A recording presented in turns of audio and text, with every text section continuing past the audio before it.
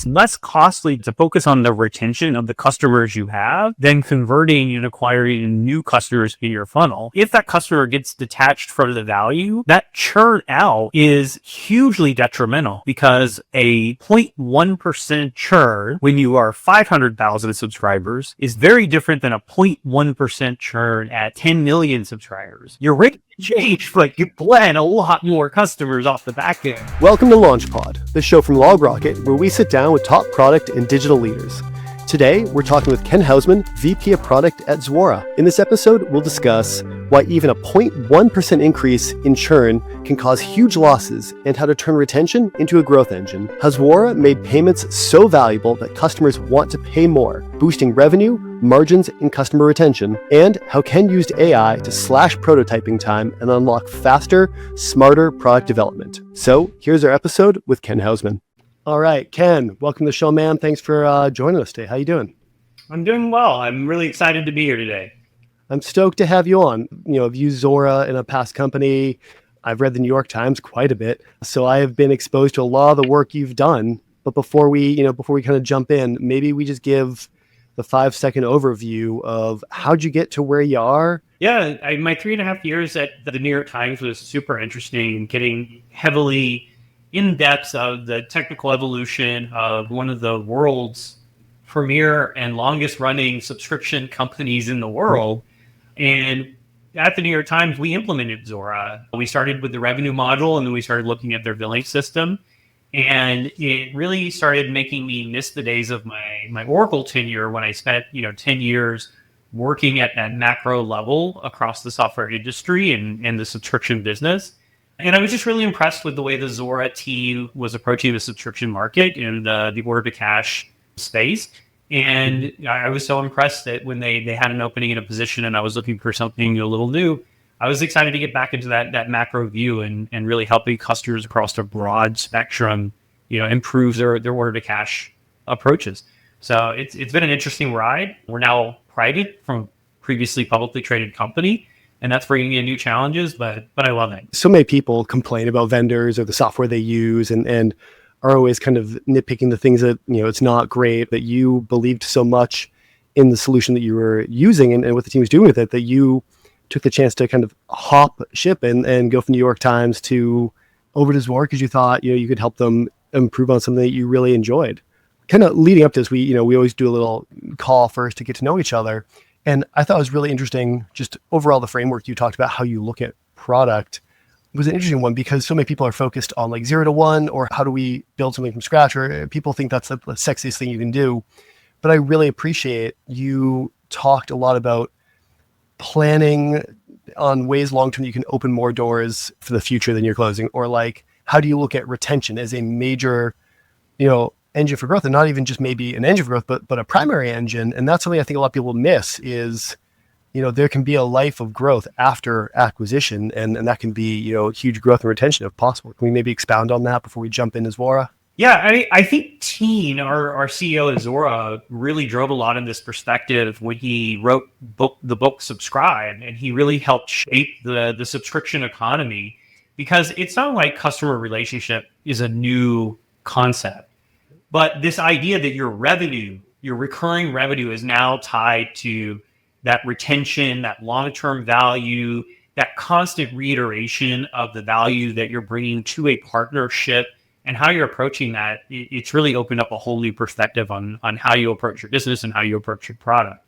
And in that world, you're not just like focused on closing the deal and then it's 2-3 years before your next deal or the next deal cycle, but you're constantly having to groom that value in that relationship and make sure that you're meeting your customers' needs, because in that recurring revenue space, that's a planned revenue stream that you're depending on.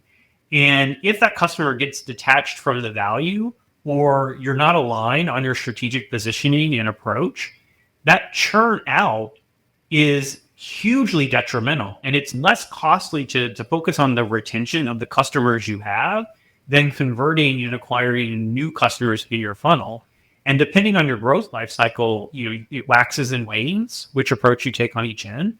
But you always in a subscription business have to focus on that retention aspect, or it will just obliterate your margins, and you will never be able to catch up to your losses by just acquiring more customers if you are losing them on the tail end. And so I think that it's really important to balance that approach depending on where you're at in your life cycle. Yeah, I mean, the math is pretty straightforward, right? It's growth is what you add, take away what you lose, and add that net to what you had, and that's your new ARR number. So, that works for a while. When you're small too, you have a small denominator of base. Maybe churn isn't going to get you because you can add a lot kind of relative to that. But once you start getting up there and you get a very high denominator of kind of your base subscription, churn can kill you. Like even a medium percentage on churn can really, really be a tough thing to tame if you're not adding just gigantic numbers at the top of funnel. The chief growth officer, Hannah Yang at the New York Times, she was so laser focused on this issue of the retention piece. And she multiple times throughout my tenure there would give org speeches where she would talk about how important the focus is on the churn retention, because a 0.1% churn when you are 500,000 subscribers is very different than a 0.1% churn at 10 million subscribers. Your rate didn't change, but you blend a lot more customers off the back end. So that brings us into kind of exactly when you entered, right? You came into Zuora. I know we're not saying they had a churn problem, but more you saw an opportunity to kind of further serve the customer and probably improve that churn. And that is, Zuora, for everyone who doesn't know, is a platform fundamentally, I think, known for like subscription billing. But they have several other things they do as well. And one of those was payments. And it was not something maybe they were known super well for, but you had seen, lots of capability, but also beyond that, like a chance to more holistically and better serve the customer and to bring more of that value stream together to Zuora. So maybe set the stage for kind of where it was at when you came in and what kind of led to this first hypothesis here. Yeah, Zuora for years has been highly focused, like you said, on the subscription billing side. We're getting into usage metering and rating and trying to own that side of it. But we have a fantastic, flexible, extensible billing and invoicing product. Several years back, we bought a revenue product. So if you do billing, kind of naturally makes sense that you then transition your invoices over and you recognize the revenue. And with ASC 606 and all the complexity around accounting for recurring revenue, that made sense. But sitting in the middle of that is this world of payments. If I send out my invoice and I'm recognizing the revenue, I still got to get cash in, because at the end of the day, the old idiom, cash is king, still very, very true. And so what I had observed and got deeper into when I came into Zuora is we had a fantastic billing product and we had a fantastic revenue product. The payments product was embedded inside the billing product. And it was pretty much led from a history of customers who bought the billing product and they would say, hey, I kind of need this other payments thing to really optimize this billing thing. And so over time, we had built up these almost decentralized features around payments that then started to sort of coalesce together around bigger and bigger feature packages until it kind of became its own product. But what we hadn't done was sit down and ask ourselves, who are we within the payment space and what's the right play for us to add value to our customers, given the context of that recurring revenue stream? We're sitting on 17 years of subscription recurring transactions. We know from the billing history, the risk profiles, the recurring, the involuntary churn, payment failures, cross gateways, cross industries, cross price points. And so we've been really focused on taking a beat, having a hard look internally to say, how do we start to structure what our customers want and go beyond what they're telling us they want and help shape a market here. Provide them with simple one-stop shop orchestration that gives them access to this really complex payments processing world, and it simplifies it for them commercially with feature sets so that they don't have to go out and figure this out on their own. Every company has to process payments.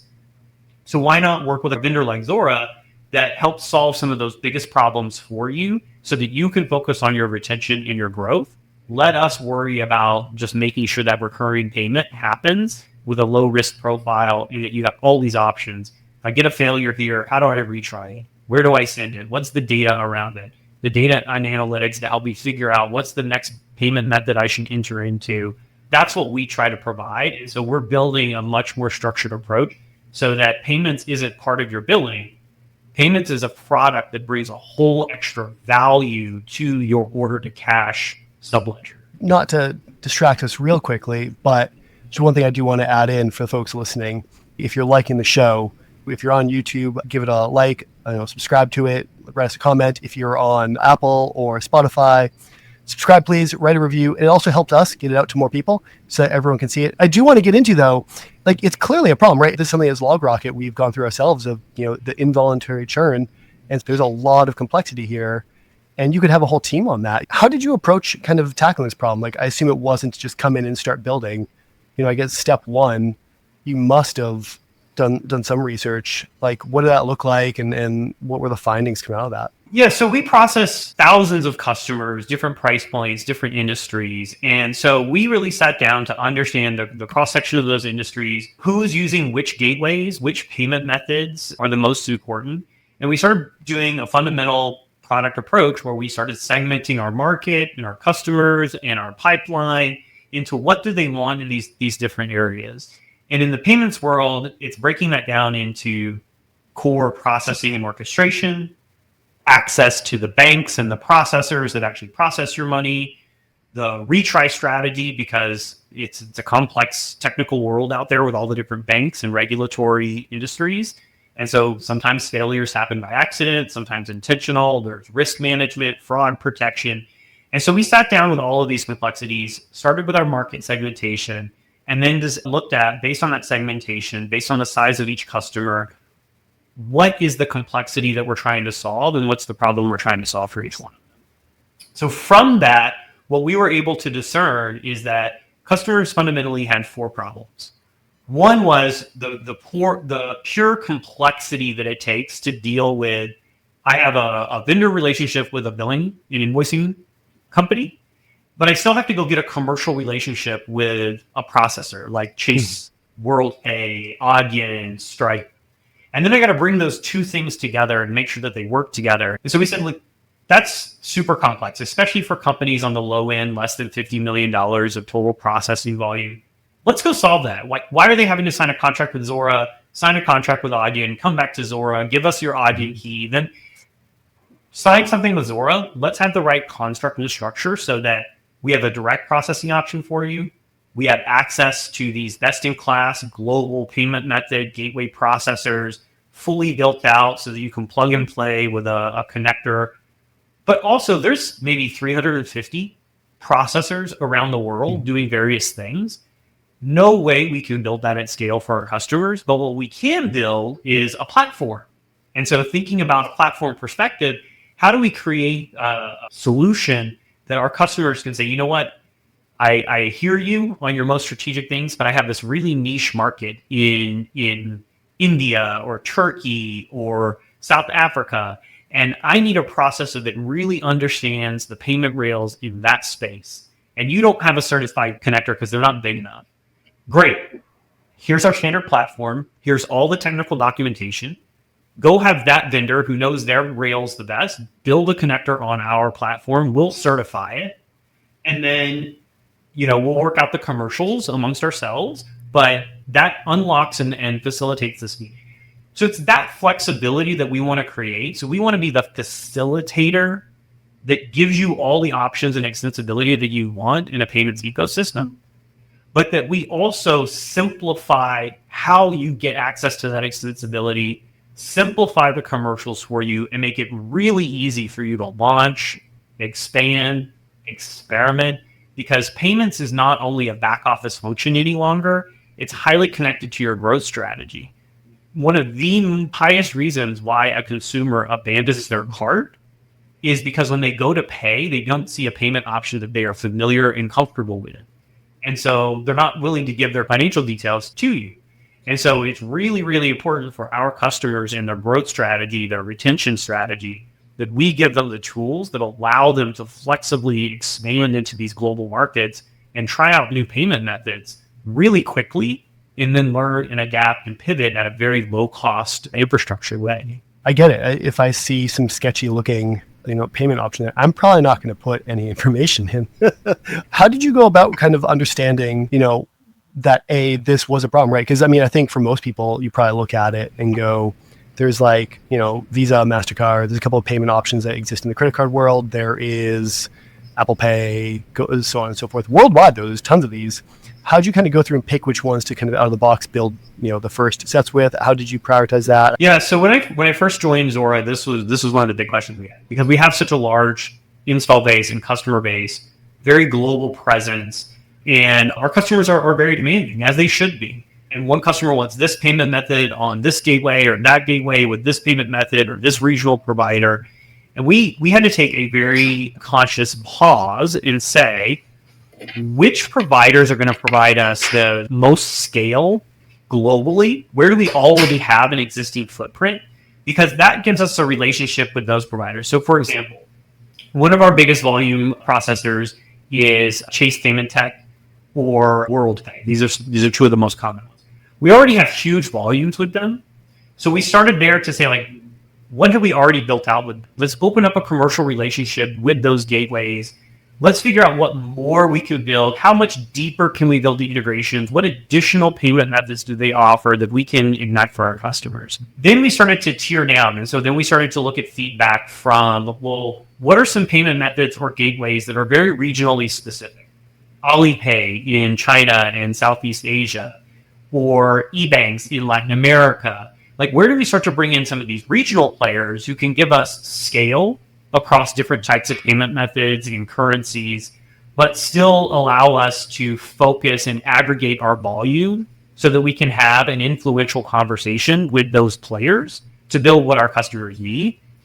And then let's deal with the long tail. There's always going to be a long tail of one-offs and things like that. And so how do we create something that is scalable and approachable, and that we don't get distracted by, spending 200 hours of engineering time building one connector for one customer that's highly valuable for them, but quite honestly may never get used by any other customer, right? And so by segmenting these areas, it provided us with a different product approach and a different product solution for each area that we could then blend together and start to drive like real value short term, and then a more strategic approach long term, which then also led to, we have a list of strategic partners that we work with. And so when we get into a sales pipeline discussion or an expansion discussion with our customers, it's no longer, well, what gateway do you want? What payment method do you want? It's more about, what is the business objective that you are trying to achieve? Why are you trying to do that payment method in this market at this time with that gateway? Because then that allows us to say, oh, if that's the outcome you're trying to reach, did you know we already have this thing and you could literally launch it tomorrow, versus what you're specifically asking us for, we can still do, but it might take us 3 months to build. And so we can get you the same outcome faster. And that's where we've actually started to see some high value reciprocal conversations where customers are like, wow, I didn't even know that was an option because I'm locked into this commercial agreement with this gateway. So I just wanted to expand that gateway. And we're saying, no, we'll bring you the right person to talk to. And if you sign a commercial deal with that gateway, we can have you off and running in weeks instead of months. No matter how big you think your business is, you're still a fraction of the total volume that any one bank or any one processor actually processes. But if you add your voice to Zuora's collective voice, now we have a stronger bargaining perspective that we can bring your needs and your demands to those gateways. And so you can join the chorus instead of being the lone voice trying to demand your thing. And I think that's where we're trying to add more and more value for our customers, to be a louder voice on the network. Another piece I do want to touch on is you were able to intelligently start to look at adding providers and how do you provide access to them. But the other piece is all the stuff around payments that could have been made better and were now. And you kind of put through, right, this idea of like AI-driven retries. How do you route payments correctly? And all those kinds of things. You need to understand what your customers wanted there, because like the retry engine, for instance, you often don't want to go back and flag to someone like, hey, this failed, because that can cause all sorts of things to come out. So like, what drove, I guess, a lot of those other things? And more so than that, how did you go about kind of going back to the business where I would wager up until this point, kind of priorities were set on how much time like engineering was spending on each of the kind of pieces of the Zuora platform.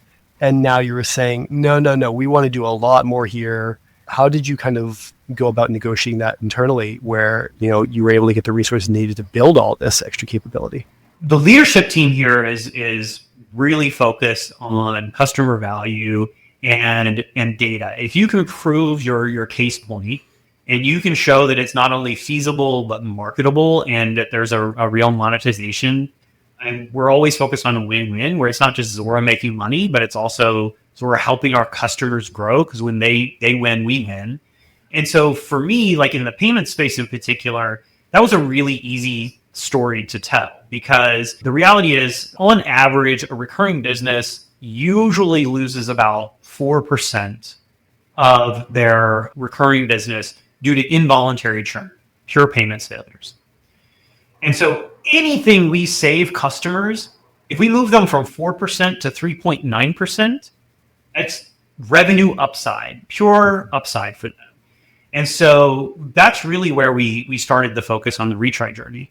It's also very much a business where we can say, like, look, we know exactly what your average subscriber revenue is. And so if I save you that 0.1%, I can directly associate it to how much money I'm saving you. And I can size the cost of the product that I'm selling you associated to that. And so whether it's a performance-based or it's a rev share-based kind of performance, it was an easy sell to me. The other part of it is we sell subscription industry. And so we talk a lot about how that churn back end save is so important to your business. And so it's just a natural story fit for us to then have a product that is focused there. So it was really not that hard to get the focus. From a retry perspective, the way we brought AI in, we've always been sort of obsessed with advanced algorithm-based automation.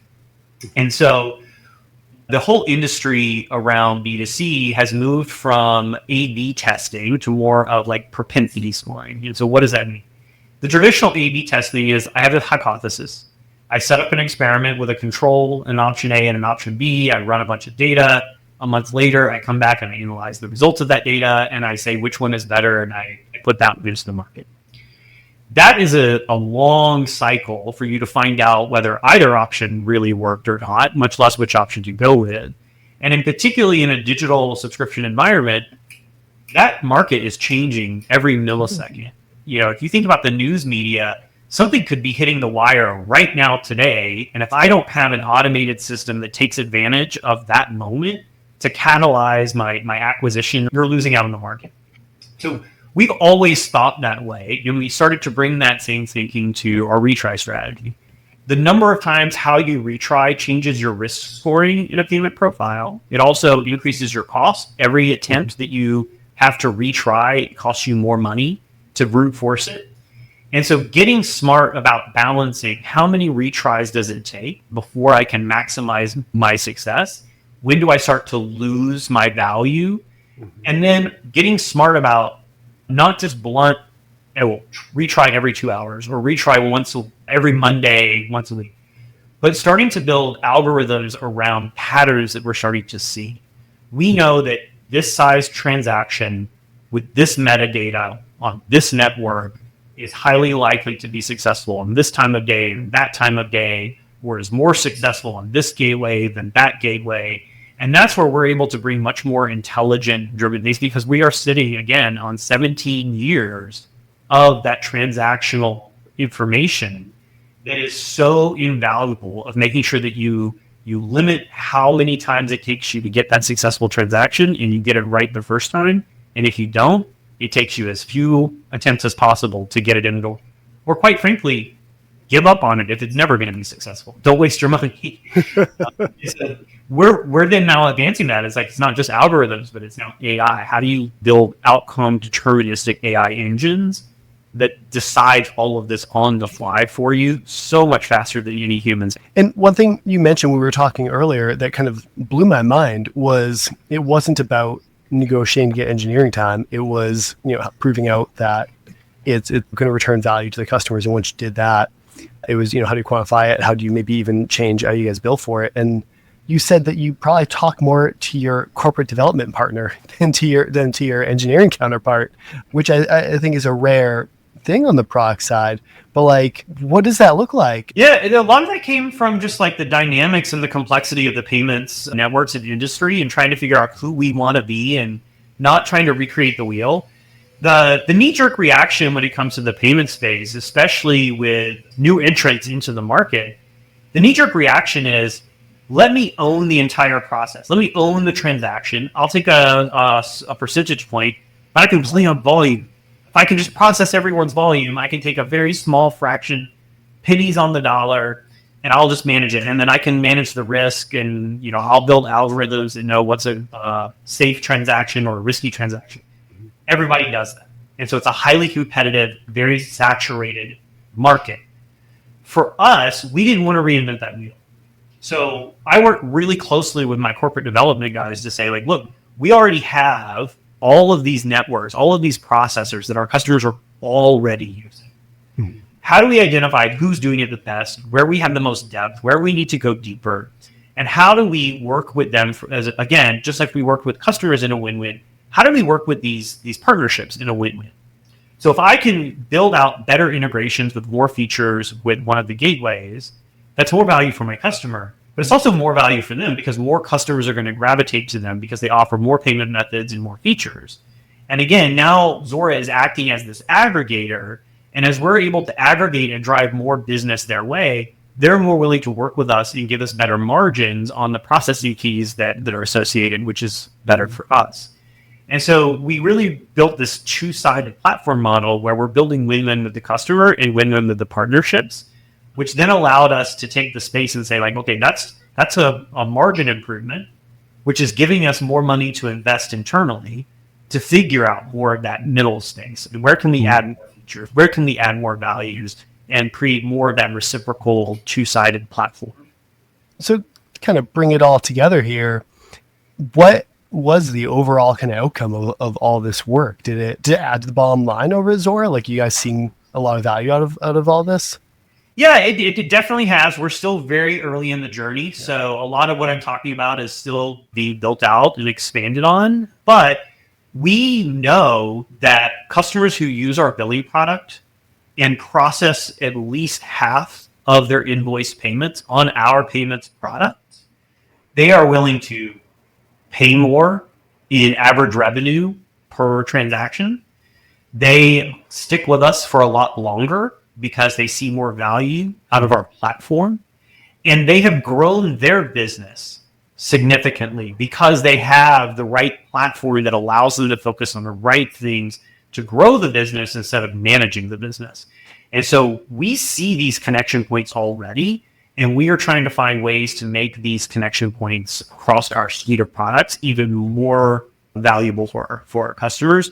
But we are seeing that is where the focus is. And so whether it's getting billing customers to start processing payments on us or revenue customers to start using billing so they can process payments on us, we really think about that full connection and helping customers understand that when you operate in our full order to cash suite, the aggregate value is so much higher than just the sum of the individual parts. That makes total sense. This kind of retention lifecycle is a really virtuous cycle.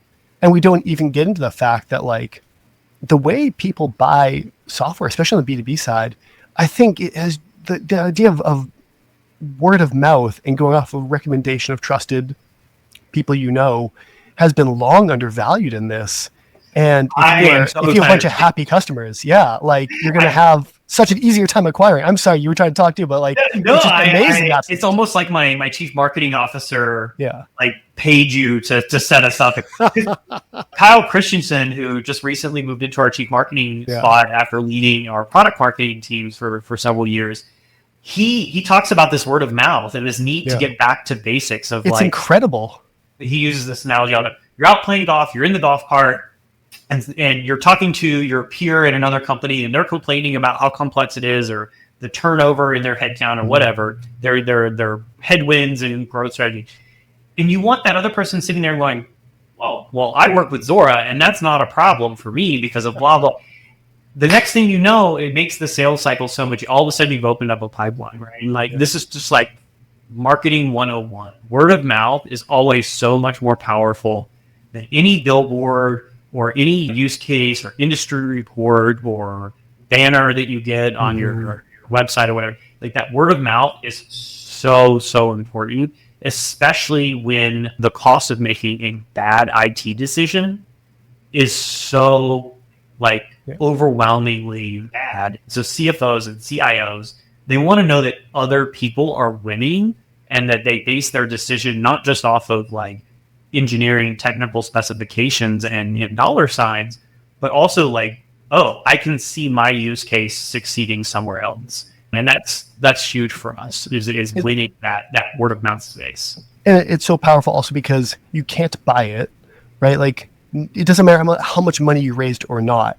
If you're not providing a great experience, no one's going to recommend it. You are putting your reputation somewhat on the line there. If you can serve these people better, if you can bring them more value, that's going to have a virtuous cycle, unlike almost anything else you can do. To completely change topic here, you've talked a lot publicly, and you and I have talked a bit about AI and how it's going to fundamentally affect product teams specifically. And we're not necessarily talking about how do you build it into the product somewhat, but also how is it going to affect teams and how can they be using it to do a lot of these things that we see bring value, but how you do it better, faster, quicker, smarter, that people are looking for. Yeah, I am now long in the tooth enough that I've seen a few cycles of technology waves happen. And it is often the same cycle. People get worried. Jobs are going to go away. Jobs are going to change. My skill set's outdated. And that's somewhat true. But we've always evolved past it, and things change. But fundamentally, there are still just as many jobs, if not more, than there were before the telecommunications and smartphone revolution. And I think the same is true here. This does feel different in many ways of what's happening, akin to the internet revolution. However, what's going to become really important is the human aspect. I think this is a technological evolution where the human aspect is actually going to get amplified. How do I trust things more? How do I apply the humanistic things that AI can never do, the creative things? And I think of it from a term that I use called applied intelligence. The algorithmic AI agents, they can automate all kinds of things for you, but they can't bring the creative element to it. And just like we were just talking with the marketing word of mouth, trust is going to become so important. And being able to rely on a brand where I can point to them and say, like, look, I'm not an AI expert and I can't dig into all these things, but I'm going to index towards what Zuora's AIs are telling me I should do, what Nike's AI is telling me I should buy, what the New York Times news AI is telling me is the truth in the world. Because those are the brands that I resonate with, and those are the brands that I trust, and therefore the AI and the algorithms that they're building I trust. And so I think that this whole concept of like an AI auditor, an AI trust designer, like these are going to be new roles and new concepts that come to market in the AI world. And from a product manager's perspective, it's a fundamentally different way of thinking about how we run organizations, how we structure things the right way, and how we build products. It's not about how AI gets me, better days of sales outstanding on my invoice. That will come naturally. But it's more about like, how is AI going to reshape the billing analyst role that my customers are building their organizations around? And if that role changes, that changes my ICP and my design profile. And so how do I change my product to meet that changing persona? And I think that that's really interesting to me. And I think 5-10 years from now, we're going to see a completely different way product being developed, and product managers are going to be somewhat more autonomous. They're going to have more tools at their fingertips. You're going to be able to get 80% of your design and engineering work out the door without having to actually talk to an engineer or a designer. But when you do talk to the engineer and the designer, their work is going to be so much more valuable and more complex and harder, because that last mile 20% is where the real differentiation is going to come. And I think that's, as a technologist, for me, that's very exciting. We're changing the whole dynamic of the career field. Like, what does that look like though, when you say, the first 80% is really, really going to change and the last 20% is going to be, way more important? Like, Because right now, I mean, I think most of the time, probably you have a world where PMs will kind of gather requirements, do some research, right, aggregate a lot. There's a lot of kind of going through notes and research and putting it together. What does that look like in the future? Yeah, I don't know how it's going to look next year, 5 years from now, but I can tell you how different it is right now. I think a lot about our order to cash financial operations space, and so I've been working with several folks to figure out like how is that going to change and evolve. And the traditional product approach is to do a lot of market research, talk to customers, like you said, just the pure like wireframing with a designer to say like, this is the requirement I heard. How does it look visually? Well, I got to find time on your calendar. I got to make sure what I'm saying, you're hearing, and then the design. And that can take weeks, months to turn around just a first concept. And then just to look at it and poke at it and say, I don't like this, I don't like that, move this, move this, move that. Then it's another week. Okay, you got this right, you didn't get that right. Versus today, like I go to the Zuora or Replit and I write down my requirements in a traditional PRD. I do some vibe coding in an AI chatbot, and I can get a clickable front end prototype up and running in an hour. And I can take it to my designer and I can say, look, I know this isn't visually very nice. I know it doesn't meet our company standards with colors and branding and blah, blah, but let me take you through the clicks. I need this functionality. It's less opaque, what's in my head versus my words. And I can literally now show you. And so now the designer is able to turn around that full holistic design that meets my concept a lot faster. And then when I bring in my engineer, a lot of the front end work has already been done. Maybe even some of the database structure has already been done. And so it puts them at a starting point where the clarity is much more visible and solid, much faster. And they're able to then go do the hard thing, which is the nuances, the one-offs, the integrations. Like that's the really hard stuff. And they get there so much faster because the product manager is more autonomous to actually get the concept out there. Also customer feedback, right? Like I don't have to waste my designer and engineer's time if I can put a working, front-end prototype in front of a customer and be like, this is what I was thinking. And they're like, oh, no, you got it wrong. Click here, click this other thing, right? So it's just the speed at which we're able to turn things around is lightning fast. I think the last vibe coding demo that I did from a blank PRD to actually having an applicable demo between ChatGPT, Claude, and Replit took me less than a week. That is unheard of, in the past 10 years. I think the first order effect that we're going to have from AI, if you sum it up into one word, is going to be speed, right? It's going to be faster. And companies that don't find ways to go faster, like maybe you don't have to use AI, I guess. Maybe you can find another way to be incredibly faster. But if you're not finding a way to be ridiculously faster, you may end up not needing to be because, if you don't exist, you don't need to be fast. It's a creative process too, right? Yeah. Like, when you sit with something for a while, you have to wait 2 weeks for someone to turn it around and show it to you. You lose all context. Yeah, it's like, okay, that's good enough. Yeah. But then, like, if you're able to like turn it around and be like, oh, that made sense in my head, but it doesn't make sense here. It changes your creative process. I think there's so much more we could go into here, and I'd love to talk more about it. But right now, I have to give you your day back. Ken, it's been a joy to have you on, man. Thank you so much for coming on. If people have questions about kind of like how you made the choices you did, why you did, or thought processes, or just even want to pick your brain on something, is LinkedIn the best place to find you, or is there somewhere better? Yeah, absolutely. And I'm on LinkedIn. I'm pretty on top of responding to people. I love to hear different perspectives and just chat with new voices all across the world, different industries. So feel free to reach out. I hope your audience found some valuable nuggets. I could talk for days on this stuff because I get genuinely excited and curious about it. So. Okay. Well, we'll have to stay in touch because I think there's a lot more here. But thank you so much for jumping on. For everyone else listening, like I said, give it a like if you're on YouTube, subscribe, do the thing there. If you are on Apple Podcast or Spotify, please subscribe. Write us a comment. It goes a long way to getting the word out and helping others find the show. Ken, it was a real pleasure and look forward to talking again soon. Thank you so much. Yep. Thank you.